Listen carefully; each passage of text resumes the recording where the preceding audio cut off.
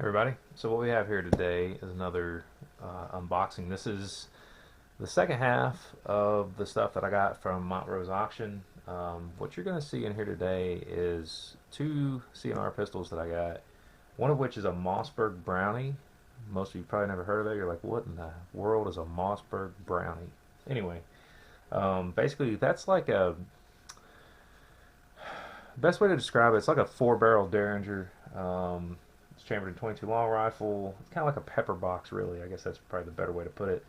And it operated on a rotating bolt mechanism with four cylinders. It held four shots. It was actually marketed toward trappers, people that trapped animals for the furs, things of that nature, because it was just a very, very small pocket pistol.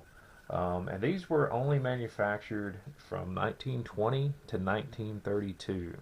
It is very old. I don't even know if all the parts are there. I really don't know. But I saw it on an auction, got it super cheap. And then, it's for whatever reason, I just thought, well, that's super cheap. I think it'd be kind of cool to get one. And then what you're also going to see in here is what's called a Ruger Standard model. Best I can understand, that's what it is anyway. It looked like a Ruger Mark One basically, and it was also CNR. So without further ado, we're going to dive off in this and see what we got.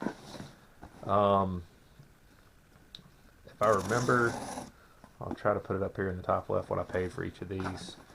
Um, I definitely only paid like $200 for the Brownie. I don't remember what I paid for the Ruger, um, but I thought it was a good deal, and plus, CNR eligible. So I was like, well, shoot, yeah, let's do it. Just like the last box. Millions of packing peanuts. Here we go again.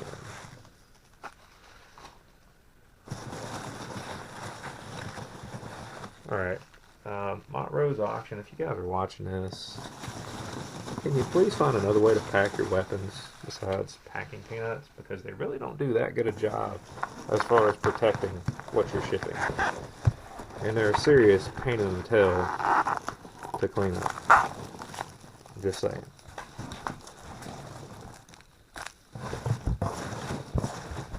Alright, there we have it. Okay, give me a moment. I'm going to readjust my camera here because I had it super high for the box. I'm going to drop it down so we can get a little bit better view of these as I open them up. Alright guys, so here we're back. Got the camera adjusted, got the packing peanuts out of the way. So let's dive off into this. I'm very curious.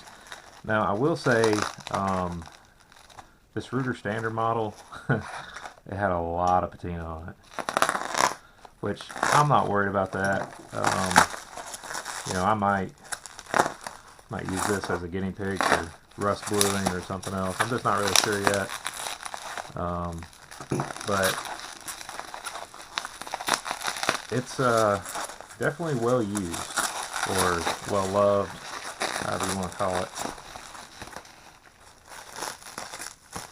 And I will say this, if you're on proxy bid, by all means, don't buy stuff out of boredom. That's kind of what this was. And just because I saw it for such a cheap price, I just couldn't resist it.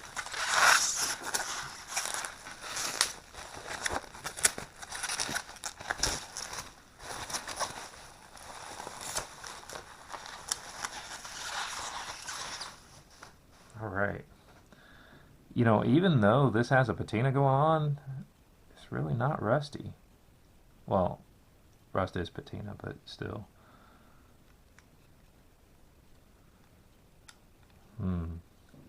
So I see an issue right off the bat.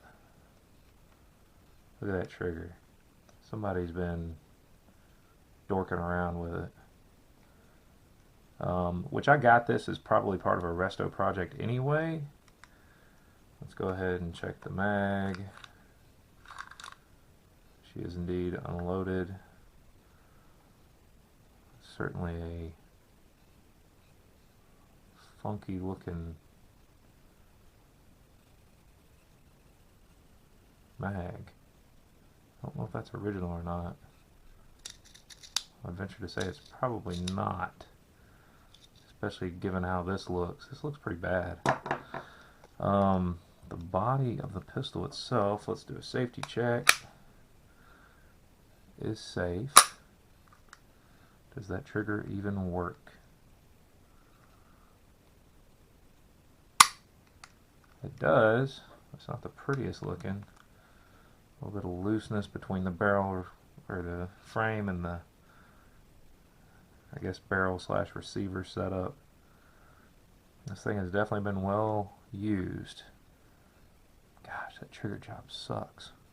I'm just gonna be honest. I mean, sorry for being a little blunt, but I mean, come on, guys. Well, let's just look at it, give it a good look over. It looks like, and you guys can correct me in the comment section below, this this grip does not have a Ruger logo, whereas this one does. I'm assuming one of these is not original. I really don't know how these originally came. I got to do some research on that. Like I said, I don't profess to know everything, but you know, condition wise, yes, it's well worn, I get that, but condition wise it doesn't look terrible. I just don't know what's going on with this trigger here. That's really aggravating. I didn't catch that in the pictures. I guess that would be my fault for not noticing that.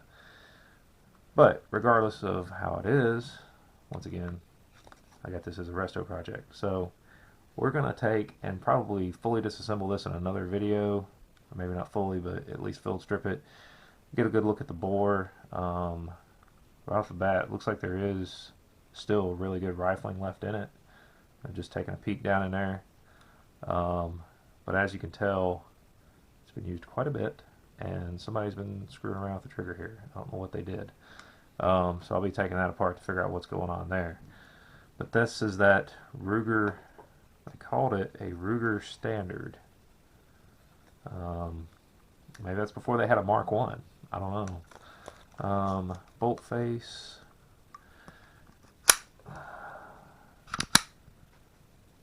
Really hard to see down in there. Looks pretty decent from what I can tell. It's got a very stout spring in there for sure. But we'll do another video where I take this apart, take a good look at it. But that is that Ruger Standard model. But what I really want to get into is this.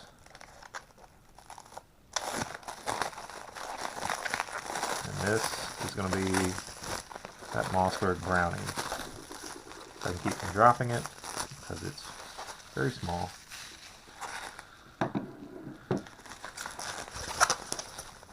Now this had a lot of finish going off of it, which, I mean, I would imagine anything that's well used from the 1920s is going to look that way, except for some of the military rifles. And these were originally, I believe, either nickel plated or blued.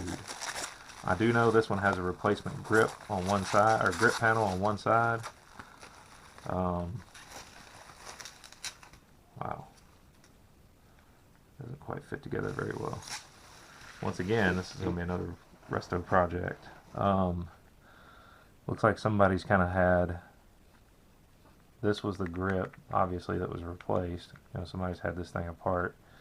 Kind of janked up the screws here, which I could probably find some screws to replace it with. This is more so what your original grip panel looks like. You could probably make a very nice reproduction of this, to be honest. I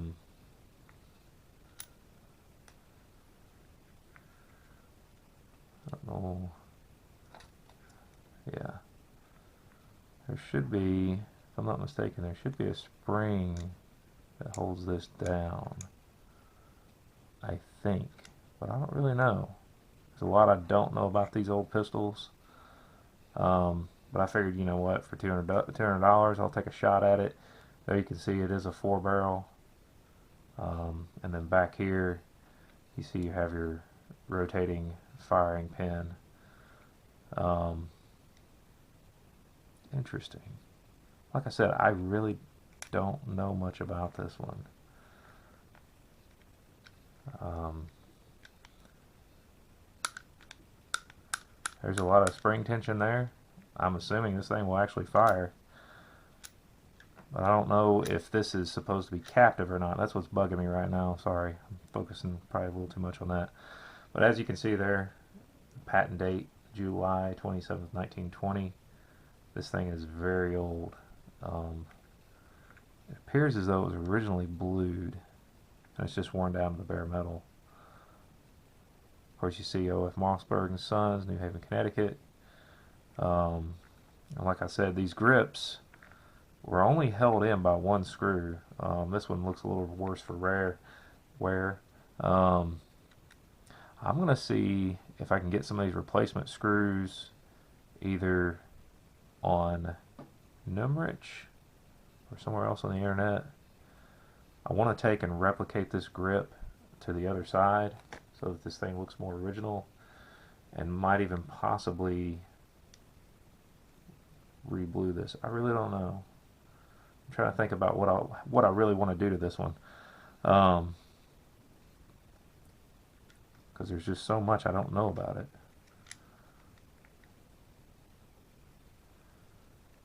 But it's really unique for sure. Definitely not something you see anymore. But as you can tell, it is a extremely tiny pistol. But that is that Mossberg Brownie 4-shot 22 long rifle. And if worse comes to worse, if I can't find these screws, I'll probably have one of my machinist buddies make me some. Because as long as they know the thread pitch and everything, should be good to go. They got, obviously something to go off of. But yeah, that is so tiny. I mean, incredibly tiny. But a very unique pistol nonetheless, because who has ever seen a Mossberg pistol from the 1920s? I know I've not. It looks like most of the parts are still here.